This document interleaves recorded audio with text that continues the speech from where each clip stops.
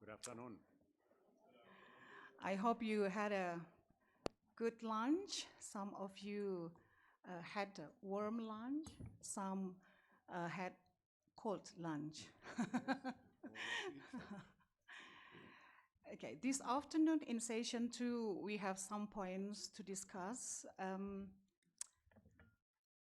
The first one is the ecumenical greetings of Father Dr. Theology Augustinus Sanders, Pontifical Councils for the Promotions of Christians Unity. And also we're going to have the report of General Secretary and also the report of the Standing Committee on Memberships and Constitutions. And at the end of the sessions, we're going to listen to some announcements if there is from the General Secretary. So we will start from the ecumenical greetings, and this afternoon we feel honored to have the presence of Father Dr. Augustinus Sanders presenting the Pontifical Councils for Promoting Christians Unity of the Catholic Church. So as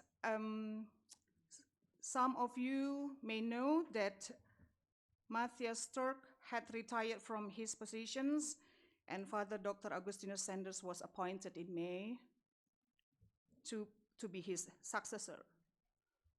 So please welcome Father Dr. Augustinus Sanders.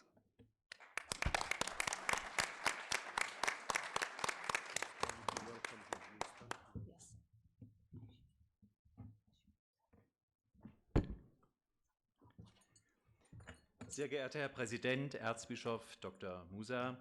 Dear President, Archbishop Dr. Musa, General Secretary Dr. Junge, dear sisters and brothers of the community of all baptized. On the occasion of your council meeting this year, I bring you warm ecumenical greetings and wishes for blessing from the President of the Pontifical Council for Promoting Christian Unity, Cardinal Kurt Koch, and his Secretary, Bishop Brian Farrell. Probably many of you will miss the familiar face of Monsignor Matthias Türk, who after 20 years in the Pontifical Council for Promoting Christian Unity has taken on responsibilities in his home diocese in Würzburg, in Germany. Let me now briefly introduce myself as his successor. I'm a Benedictine monk from the Maria Lach Abbey, and for a long time I was a free collaborator with the Johann Adam Mohler Institute for Ecumenism in Paderborn. As a member of an order of the Undivided Church, and as a Catholic Luther researcher with a special theological interest in ministry and Eucharist, I would like to make a contribution to further Catholic Lutheran understanding in my new area of responsibility, both as an ecumenical Benedictine and as a Benedictine ecumenist. I'm grateful to follow in the footsteps of Monsignor Türk and know I am sustained at the same time by the ecumenical virtues of the Benedictine rule: honor, which is appreciation, discretio, which means discernment, and humanitas, which means humanity. I'm looking forward to our future cooperation and thank you very much for your kind invitation. We have covered decisive stages together on the road to greater Catholic Lutheran community in the past and up to here. The miracle of Lund, as I would like to call it, has engraved itself indelibly in our memories as a milestone in the history of Catholic Lutheran reconciliation. This would hardly have been possible without the previous reassurance through the document From Conflict to Communion. Yet the liturgical reception and the joint service of worship in Lund gave a new quality to our growing unity. This year, we celebrate the 20th anniversary of the Joint Declaration on the Doctrine of Justification. The question of how we come to salvation and how we remain therein has finally found a common answer. Next Sunday, we will bear witness to this at a joint worship service. We, that is not only Lutherans and Catholics, but also our Methodist, Reformed, and Anglican sisters and brothers. 20 years after Augsburg, 1999, we will celebrate in a wider ecumenical fellowship. A joint meeting of representatives of the Lutheran World Federation, the Pontifical Council for Promoting Christian Unity, the World Methodist Council, the World Communion of Reformed Churches, and the Anglican Communion met at the end of March this year in Notre Dame, Indiana, and this was a strong sign of multilateral ecumenical bonds. Living out the reality of the one baptism is both an ecumenical responsibility and a promise. The present document, Baptism and Growth in Communion, deepens our theological consensus with respect to baptism as a sacrament of unity, and shows, leading on from there, more far-reaching lines of ecclesiology. The document opens our eyes to the existing and implicit ecumenical potential and explains it in a way that makes me look forward very much to the ongoing discussion and reception. It will certainly give impetus to the upcoming dialogue on Church, Eucharist, and ministry. Sisters and brothers, your agenda contains a host of topics for discussion or decision.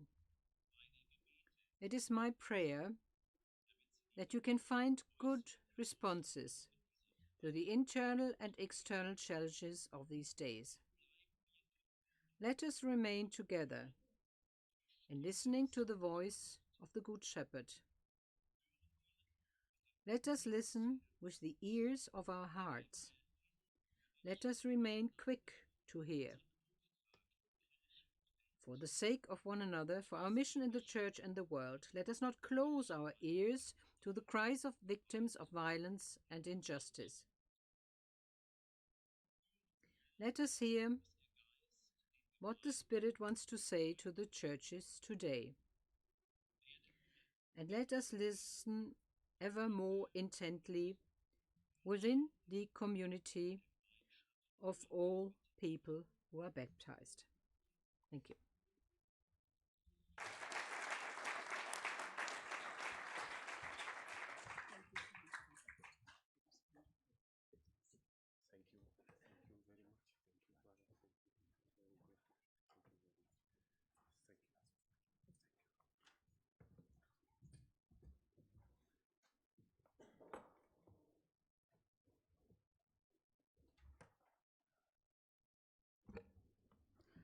Thank you again, Father Dr. Agustinus Sanders, for that beautiful greetings.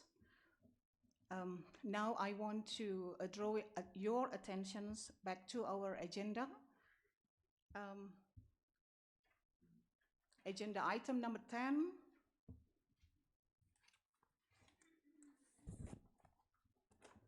The report of General Secretary.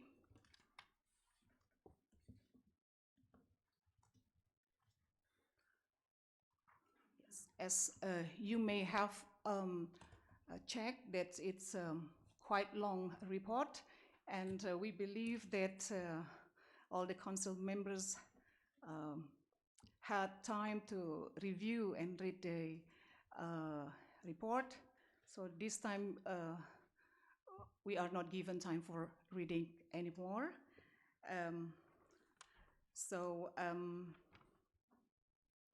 I'll just give time for the General Secretary, Reverend Dr. Martin Junge, to give an introduction of his report.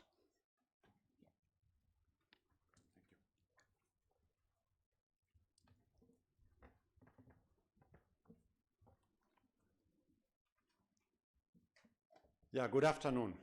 And it's a great privilege and a good moment.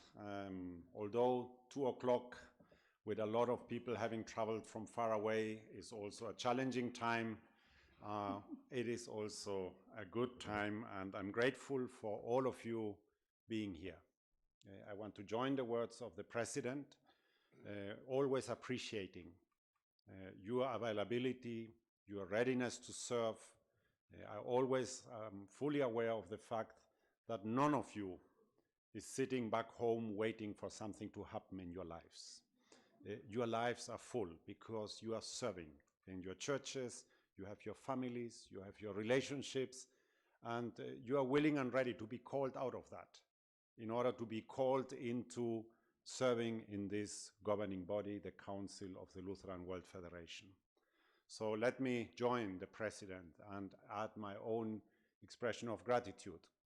Also those joining us beyond the Council for coming, for being here, and for supporting the journey of the Communion in the distinctive role that has been given to you.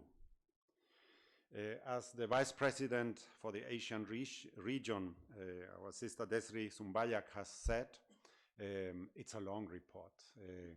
And I tell you, I cut it down. So it could have been much longer. But I cut it down, and still it's too long. And yes, it has been used that we don't read those reports. We assume they have been read. And in my presentation now, I won't even try to summarize it, because when I begin to summarize, I will have to say it all. Otherwise, I will be leaving out something. So, and that's then already going to be a problem.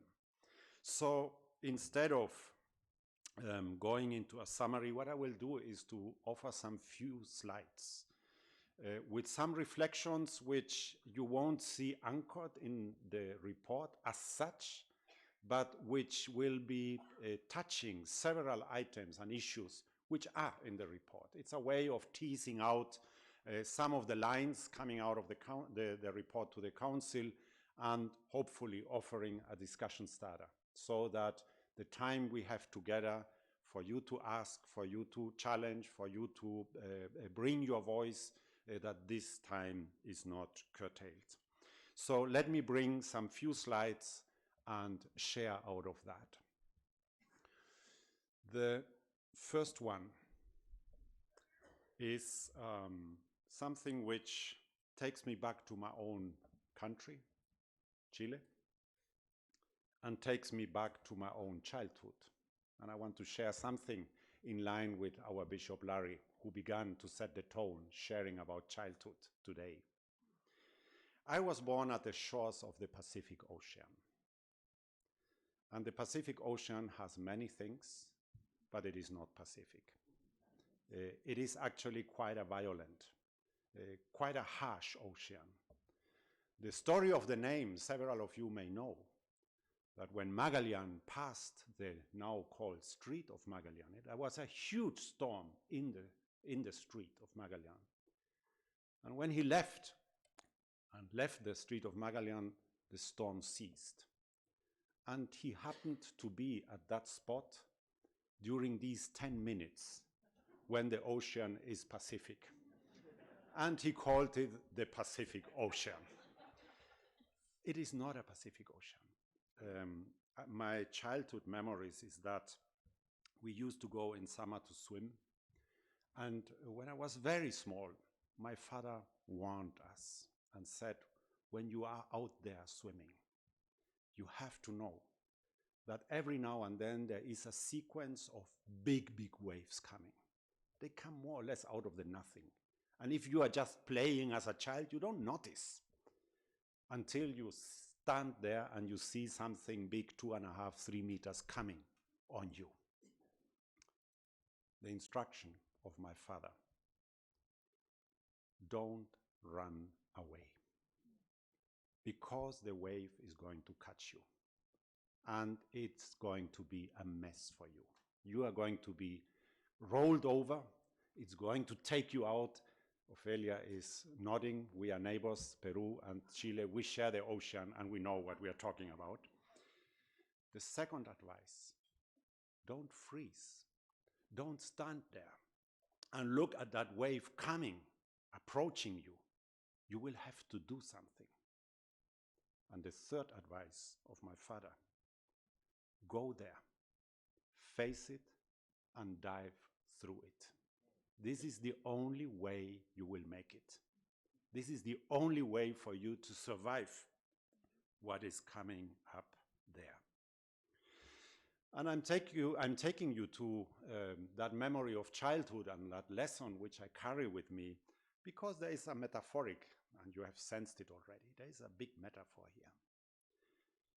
My report begins with a lot of references about the things which are happening around us, but also the things which are happening within us and among us in Lutheran churches.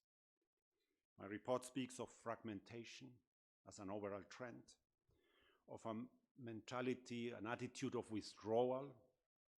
People are not eager anymore to be together and to work together. People want to be on their own. Communities, states want to be on their own. I'm speaking of the encapsulating identities, trying to make it very small so that I can control the complexity of life, of relationships. The smaller we make it, the more we believe we will be able to interpret it, and we are not noticing what we are actually doing to ourselves. Speaking about multilateralism being under huge pressure, and we are a multilateral global organization, like the others that are so much under pressure today, and we are part of that. I'm speaking of the basic instruments and conventions, international law, which are under attack, contempt. I'm speaking about women's rights, where we are observing a huge regression in view of the achievements that have been there. Gender justice, a huge regression, attack, pressure on things which we were holding together as a common platform which we had achieved. The slide calls the title "Called into a Witness of Prophetic Defiance." And that is the terminology I'm using at the beginning of my report. And I do believe that this is a time not to run away, not to allow to be washed over by that wave which is coming, not freezing about all what is happening there, but facing it, engaging it. This is what member churches, I believe, are called to be and to do. And this is what the global communion of churches is asked to be today. A communion of defiance, of prophetic defiance, challenging all of that. Not joining fragmentation, not joining toxic, corrosive language, not wanting to become part of that big wave because it is so big, but rather, and let me use this picture here, relying on the undercurrent which every big wave has. And that undercurrent is the voice of God, what God is doing in this world. Because this is the other thing my father told me. Once you dive through, let the current take you out. Don't swim against it, because you won't make it. Wait until all of that has passed so that you can swim back to the shore. Prophetic defiance takes us to the open space. It makes us vulnerable. It makes us somehow probably also to be quite lonely. It happened some few times to me that I was out there and the beach was very far away, and you feel lonely. But this is the ministry of prophetic defiance into which God is calling us. My second slide takes me back to something I didn't know from my own country, because in Chile we don't have monkeys. It's too cold. But I was told that in many countries, and I have heard and seen a lot of nodding when I tell this story, the indigenous people, they know exactly how to catch monkeys. The monkeys, they are fast, they are quick to climb a tree, unreachable, they are intelligent, they are smart, but they have their weaknesses. And one of the weaknesses of monkeys is that they love good smelling fruits. So what have the indigenous people done? They take those coconuts, they carve a hole into it, and they anchor, they tie the coconut to the ground. And in that coconut, they put all these irresistible fruits where monkeys they can't. They just have to go there. And when they go, they slide their hand into the coconut. But the hole is carved in such a way that only an open hand can go in, not a fisted hand go out. And monkeys, they are so greedy. You know, they are also so stupid, you may want to say, that they keep the hand because they got that fruit. And this is then you just come and you take the monkey because they won't let go the fruit. This has become a very strong allegory or metaphor to me as well. In view of what is happening in our world today when it comes to the challenge of climate change, climate emergency, or crisis, as we are saying today. It is our fisted hand. It is our greed. It is the model of doing economy, of defining our being together, which is putting us in a situation because of our fisted hand, where we got trapped, where we are trapped and not able to move out of that self-inflicted situation into which we have brought ourselves. And more, we are seeing that climate change is therefore, next to all the scientific evidence and all what we know, all of the political pressure of doing something, it is a deeply spiritual and cultural challenge that we are facing as human family today. Will we be able to restore relationships to the neighbor and to the created world in a way that life in abundance will be possible? And this is where I see the huge role of a communion like ours, to be contributing, to be supporting all the change that needs to happen. In my report, I am expressing both gratitude to the young people all over the world for their Friday demonstrations.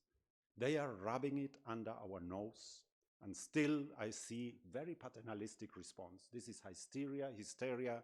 This is something they don't understand. They understand very well what's going on.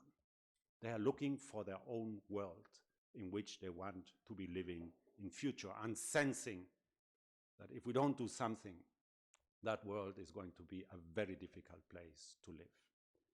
I would hope and pray so much that it wouldn't have to do that on Fridays when they are supposed to be at school. But I think the key to bring youth back to the school is not in theirs, but in our hands. And I hope as a communion of churches, we will be able to make a contribution in this regard.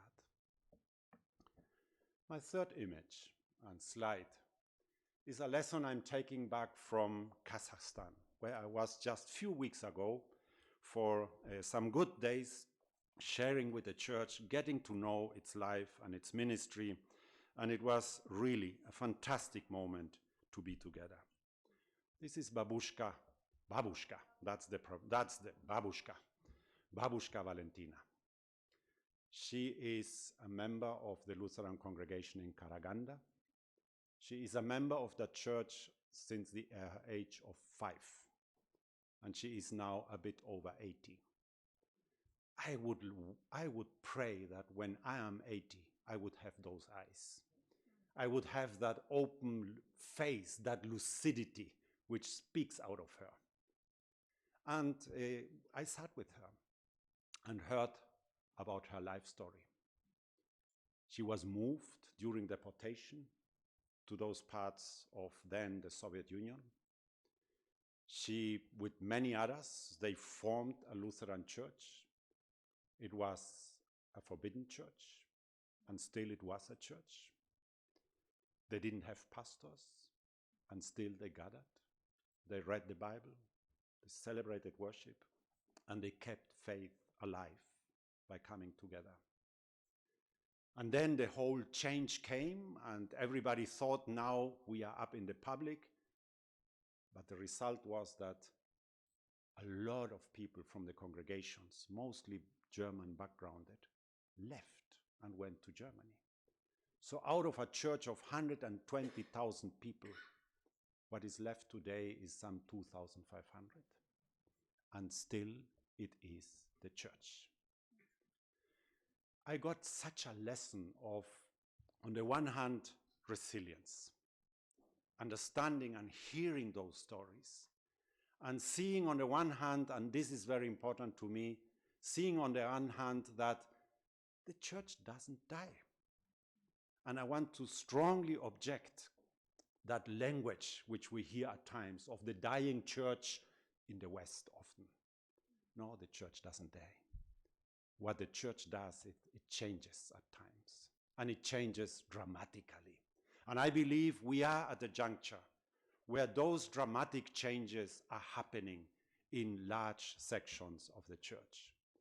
So I would very much hope that as we continue journeying together as a communion of churches, we don't begin to frame us as the dying and the growing church. No, we are churches in a context of huge changes and coping with that change.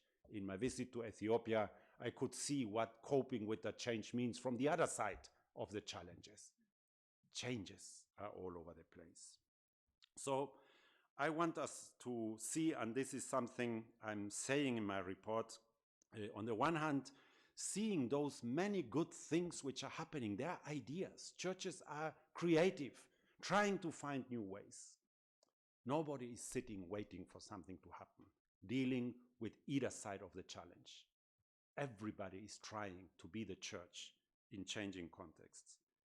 I'm speaking in my report that I believe there is a huge and important role for the communion office to become, on the one hand, maybe begin from the other side.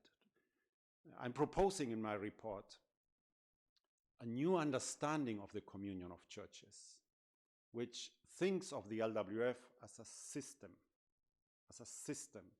of resources, of knowledges, of experiences, of know-how that exists, which is there, and where the role of the communion office would focus in a much stronger way in connecting, in networking, in facilitating the exchange of those resources for the sake of mutual learning and for the sake of being the church.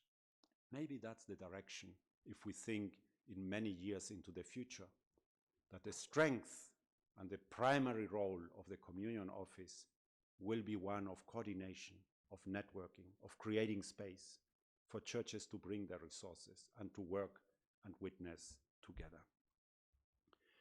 The second important lesson I took from her story, this is one of those her stories, which we didn't manage to collect for the anniversary of the Reformation, but which we should still recover for the sake of posterity. Her story.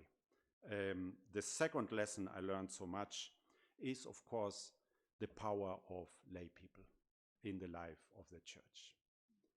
I do believe, and I'm speaking to that in my report to the Council, that we do have a strong theological foundation to be talking in much bolder and active ways about the priesthood of all believers as a foundational tenet of the church in the understanding of Lutheran identity, and how to work and how to mobilize that lay leadership, that priesthood of all believers for the sake of participating in God's mission, this is, I believe, one of the big challenges which we do have ahead of time, thinking of vibrant, witnessing churches in our contexts. In another context, it's not in my report, only recently I was speaking, sometimes we treat faith, which is always something very personal, we treat it as something very confidential. It almost would look like what I was comparing with a Swiss banking secret. You don't talk about it, it doesn't exist. And if eventually it becomes public, it's a huge embarrassment. So, and that shouldn't be faith all about. Faith is something beautiful to be living out and to be sharing. Connected to that, I'm speaking in my report, writing there, that I do believe, and I've heard it from many churches struggling with change, that one of the key discussions which is ahead of us is a discussion about the understanding and the role and the education of the ordained ministry. It's a big one. I hear it from different points of view with different angles, but it seems to be a larger conversation which I believe would be important we would bring together. My next slide takes me to a visit to the member church in Nepal in September. That was last year after our council meeting, and it was the 75th anniversary of the Evangelical Lutheran Church in Nepal. Again, a very small church, a minority, in a context which is becoming more difficult. And we heard a lot of that during the morning, during the presentation, the address of the president. It's becoming difficult to be the church. In India, we heard it, and it is becoming difficult to be the church in Nepal. And there were two great moments, big eye-openers for me to see. One is that at the main celebration of the 27th anniversary, the mayor of the city came to that celebration within a huge Hinduist context, with a strong pressure against religious minorities. And his opening sentence was, "You are one of us."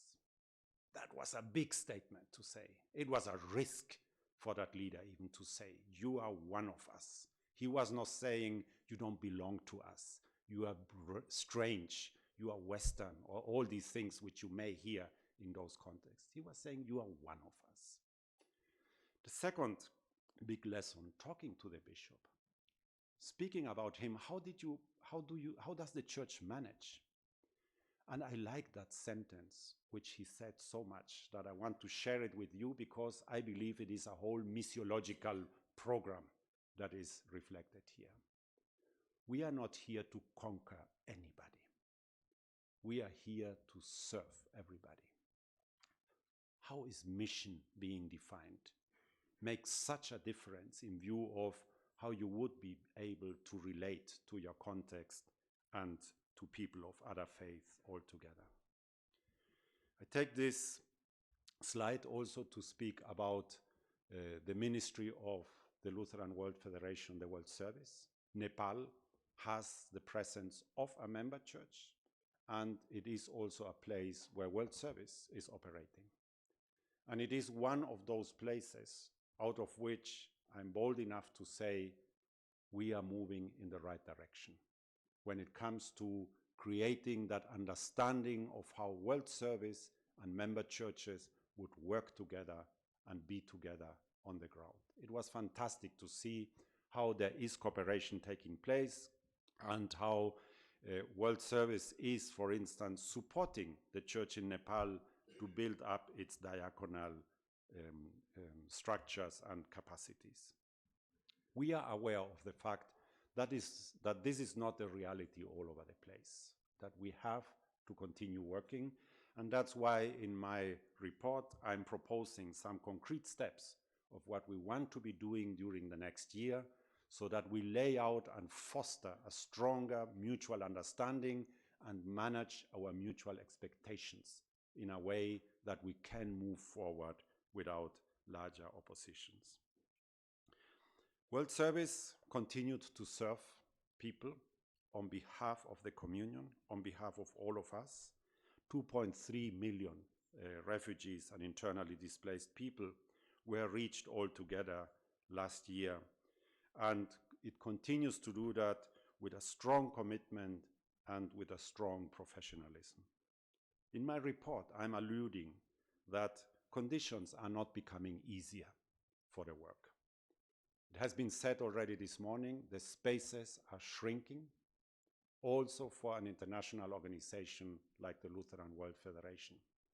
It is not, we cannot take it for granted anymore, that there would be inviting contexts in view of serving the neighbor, serving the refugees. And friends, let's not travel to those remote places in Africa and Asia. I'm shocked that those wanting to support refugees in the Mediterranean Sea are being criminalized today, facing fines because of helping. This is something which shows again how a wave is coming, which we have to dive through to just continue sustaining our vocation, responding to the voice that we hear. There are also other challenges. There are increasing demands, donor-related requirements, which are making the space to operate ever more complex. There is an added complexity, which is just very difficult to manage. And we are trying to raise a voice here because the whole discourse of wanting to foster civil society in the global south seems to be contradicted if we add more and more layers of requirements, which at the end of the day suffocate instead of empower local presence on the ground. My last slide for this introduction. The picture alludes to where I believe we are standing today. I believe we are at the crossroads in many respects. Some of it, I think our brother Rafael Malpica in his response to the president was addressing to. So what are the big coordinates now in view of how we want to align the ministry of the communion, the witness of the communion all together? And I do believe that in the programmatic and structural proposal which we are making, we are trying to respond to some of that, with a stronger place for climate justice, with a stronger place for gender justice, human rights, peace, engagement all together. But yes, we are in the crossroads. Also in view of the challenges that come from the outside, but also those which come from the inside. The question of the sustainable projection of the LWF is a question which we need to be addressing and taking up, and we are doing that by, for instance, the task force report on the assessment of the location. That is primarily a question of that sustainability which we are taking up as a challenge. To me, it has been very important to always underline that as we address those questions, we are not doing that out of a situation of being squeezed or drowning. No, the LWF is witnessing. The LWF is functioning. The LWF is well-resourced. There are not many communions in the world which once in a year would bring together that many people for governance meetings. There are not that many other communions that would have also those other resources which we still hold in our hands.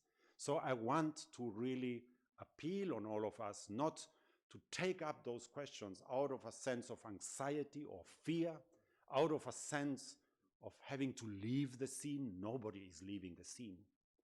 We are doing that in view of how to sustain what we are doing today, the day of tomorrow, and into the future. And that sentence, which is in my report, is the sentence which I want to propose and to offer as the heading, more or less, the headline. That should be moving us ahead, and that also connects me what I said at the very beginning. Hope is the antidote to paralyzing nostalgia. There is no future in the past. The past is the past. So let us face what is there. Let us think about where we want to move, and let us take those decisions which we have to take. Thank you very much, and the rest and all of that is in the report, which is left for your discussion.